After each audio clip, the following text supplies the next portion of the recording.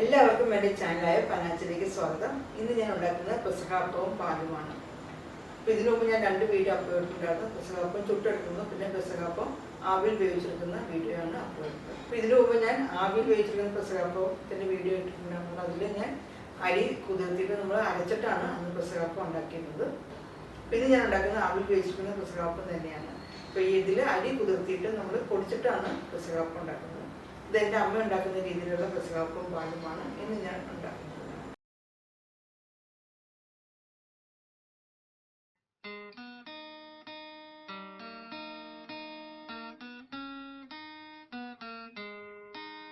പെസഹാപ്പം ഉണ്ടാക്കാനായിട്ട് 2 table spoon ഉഴുന്നാണ് എടുത്തിട്ടുള്ളത്.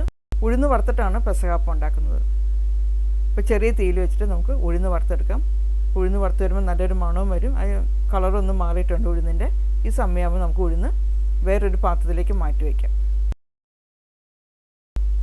ഉഴുന്നിൻ്റെ ചൂടാറിയ ശേഷം അതിലേക്ക് നമുക്ക് കുറച്ച് വെള്ളം ഒഴിച്ചിട്ട് 2 മണിക്കൂർ സോക്ക് ചെയ്യാനായിട്ട് വെക്കണം. പെസഹാപ്പം ഉണ്ടാക്കാനുള്ള അരി ഞാനിവിടെ പച്ചരിയാണ് എടുത്തിട്ടുള്ളത്. നമ്മൾ ഉണക്കലരി ഉണ്ടെങ്കിൽ അതാണ് ഏറ്റവും നല്ലത് പെസഹാപ്പം ഉണ്ടാക്കാനായിട്ട്. പച്ചരി ഞാൻ 1/2 കപ്പാണ് എടുത്തിട്ടുള്ളത്. പച്ചരിയിലേക്കും വെള്ളം ഒഴിച്ചിട്ട് അതും സോക്ക് ചെയ്യാനായിട്ട് വെക്കാം. 2 മണിക്കൂർ വയ്ക്കണം. ഇപ്പോൾ 2 മണിക്കൂർ കഴിയുമ്പോൾ നമുക്ക് ഈ അരി നല്ലതുപോലെ കഴുകി എടുത്തിട്ട് അരിയുടെ വെള്ളം പോകാനായിട്ട് കുറച്ച് നേരം വെക്കണം. അതിനുശേഷം നമുക്ക് അരി ഒന്ന് മിക്സിയിലിട്ട് പൊടിച്ചെടുക്കണം. ചെറിയ തരിയോടുകൂടിയാണ് പൊടിച്ചിട്ടുള്ളത്.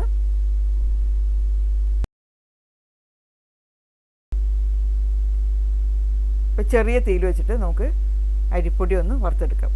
ഇത് അമ്മ പറഞ്ഞു തന്നതാണ്. നമുക്കിപ്പോൾ പൊടി ഒന്ന് ചെറുതായിട്ടൊന്ന് ചൂടാക്കിയിട്ട് നമ്മൾ അപ്പം ഉണ്ടാക്കുകയാണെങ്കിൽ അപ്പം കുറച്ചും കൂടെ നല്ല സോഫ്റ്റായിട്ട് നമുക്ക് കിട്ടും. അരിപ്പൊടിയുടെ എല്ലാ ഭാഗത്തും നല്ലൊരു ചൂട് വന്നാൽ മതി. ഒത്തിരി അങ്ങ് വറുത്ത് നമ്മുടെ അപ്പത്തിനുള്ള പൊടി വറുക്കണ പോലെ ഒന്നും അത്ര വറുത്തെടുക്കേണ്ട ആവശ്യമില്ല. ഇപ്പോൾ ഈ പൊടിയുടെ എല്ലാ ഭാഗത്തും നല്ലതുപോലെ ഒന്ന് ചൂട് വന്നിട്ടുണ്ട്. ഇനി നമുക്കിത് വേറൊരു പാത്രത്തിലേക്ക് മാറ്റി വയ്ക്കാം. ഇനി ഈ പൊടി നല്ലതുപോലെ ഒന്ന് തണുക്കണം. ഇപ്പോൾ 2 മണിക്കൂർ കഴിഞ്ഞപ്പോൾ ഉഴുന്ന് നല്ലതുപോലെ സോക്കായിട്ടുണ്ട്. ഇനി ഉഴുന്ന് നല്ലതുപോലെ കഴുകി എടുത്തിട്ട് ഉഴുന്നും അരച്ചെടുക്കണം. ഉഴുന്ന് അരയ്ക്കുമ്പോഴും ചെറിയ തരിയോടുകൂടി വേണം ഉഴുന്ന് അരച്ചെടുക്കാനായിട്ട്. ഈ അരച്ചെടുത്ത ഉഴുന്ന് നമുക്ക് അരിപ്പൊടിയിലേക്ക് ചേർക്കാം.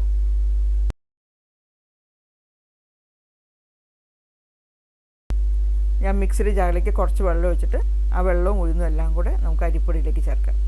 ഇനി നമുക്ക് ഈ അപ്പത്തിന് ചേർക്കാനായിട്ട് 2 വലിയ വെളുത്തുള്ളിയാണ് എടുത്തിട്ടുള്ളത്. ചെറിയ വെളുത്തുള്ളിയൊക്കെ ആണെങ്കിൽ അല്ലിയാണെങ്കിൽ നമുക്കൊരു 4-5 വെളുത്തുള്ളിയുടെ അല്ലി എടുക്കാം. ചെറിയ കഷ്ണം ചുക്കും ജീരകം 1/2 ടീസ്പൂൺ. ഇതെല്ലാം കൂടെ നല്ലതുപോലെ അരച്ചെടുക്കണം. ഈ അരച്ചെടുത്തത് നമുക്ക് ഇതിലേക്ക് ചേർക്കാം. ഇനി ഇതിലേക്ക് 1 കപ്പ് തേങ്ങാപ്പീര ചേർത്തിട്ടുണ്ട്. ഉപ്പ് 1/2 ടീസ്പൂൺ.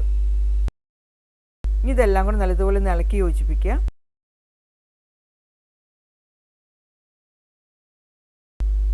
അര കപ്പ് വെള്ളവും കൂടെ ഇതിലേക്ക് ചേർത്തിട്ട് ഇളക്കി യോജിപ്പിക്കണം.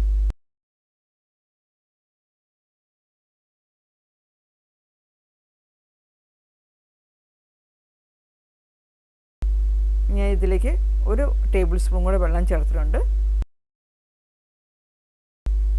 ഇനി ഇതിൻ്റെ ഉപ്പും അതേപോലെ തന്നെ ചുക്കും ജീരകവും വെളുത്തുള്ളിയുടെ ഒക്കെ ടേസ്റ്റ് നല്ലതുപോലെ ഉണ്ടോ എന്ന് നോക്കണം. ഓരോരുത്തരുടെ ഇഷ്ടത്തിനനുസരിച്ച് നോക്കണം അത്. ഇനി നമുക്കിത് 1/2 മണിക്കൂർ മാറ്റി വയ്ക്കാം. 1/2 മണിക്കൂർ കഴിഞ്ഞിട്ടാണ് നമ്മൾ അപ്പം ഉണ്ടാക്കുന്നത്. അപ്പോൾ 1/2 മണിക്കൂർ കഴിഞ്ഞിട്ടുണ്ട്. നമുക്ക് ഇനി അപ്പം വേവിക്കാനുള്ള വെള്ളം തിളപ്പിക്കാൻ ഞാൻ അവിടെ വെച്ചിട്ടുണ്ട്. ഇനി അപ്പത്തിൻ്റെ മാവ് നമുക്കൊരു സ്റ്റീൽ പാത്രത്തിലേക്ക് ഒഴിക്കാം.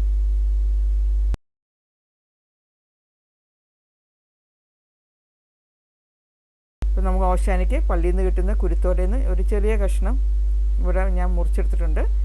അപ്പോൾ കുരുത്തോല ഞാൻ ജസ്റ്റ് ഒന്ന് കഴുകിയിട്ടുണ്ട്. അതിനകത്തുള്ള പൊടിയൊക്കെ ഉണ്ടാവുമായിരിക്കും. അപ്പോൾ ഒന്ന് കഴുകിയ ശേഷം നമുക്കത് കുരിശു രൂപത്തിൽ അപ്പത്തിൻ്റെ മുകളിലേക്ക് വയ്ക്കാം. ഇപ്പോൾ നമ്മളും ഒന്ന് കുരിശു വരയ്ക്കണം.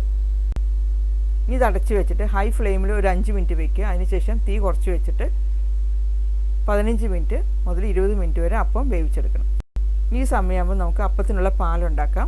അപ്പോൾ പാലിലേക്ക് ചേർക്കുന്നതിനുള്ള ചുക്ക് ചെറിയൊരു കഷ്ണം, ഏലക്ക ഒരു 8 എണ്ണം എടുത്തിട്ടുണ്ട്. ഏലക്കയുടെ തൊലി കളഞ്ഞിട്ട് അതിനുള്ള കുരു മാത്രം എടുത്താൽ മതി.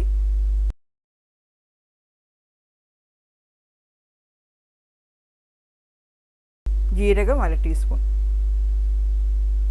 ഇതെല്ലാം കൂടെ നല്ലതുപോലെ പൊടിച്ചെടുക്കണം. അരിപ്പൊടി 1.5 ടേബിൾ സ്പൂണാണ് എടുത്തിട്ടുള്ളത്. അരിപ്പൊടി നമ്മൾ വറുത്ത അരിപ്പൊടിയാണ്, അപ്പത്തിനൊക്കെ ഉണ്ടാക്കുന്ന അരിപ്പൊടിയാണ് എടുത്തിട്ടുള്ളത്. അതിലേക്ക് 1/4 കപ്പ് ശർക്കരയുടെ പാനി ചേർത്തിട്ടുണ്ട്.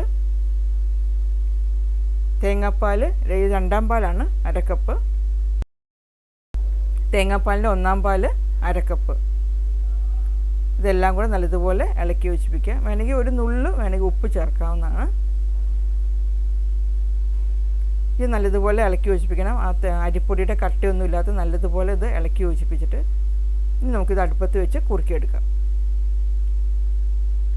ചെറിയ തീയിൽ വെച്ചിട്ട് കൈ വിടാതെ ഇളക്കി യോജിപ്പിക്കണം, അല്ലെങ്കിൽ അരിപ്പൊടി അടിയിൽ പിടിക്കും.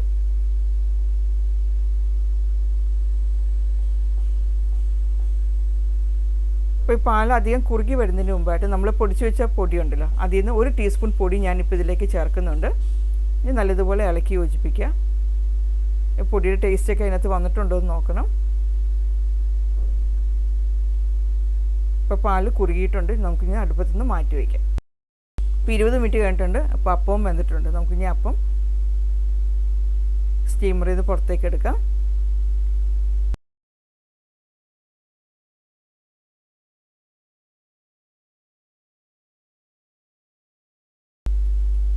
അപ്പം തണുത്ത ശേഷം നമുക്ക് ഈ സ്റ്റീൽ പാത്രത്തിൽ നിന്ന് മാറ്റി വേറൊരു പ്ലേറ്റിലേക്ക് അപ്പം മാറ്റി വയ്ക്കാവുന്നതാണ്.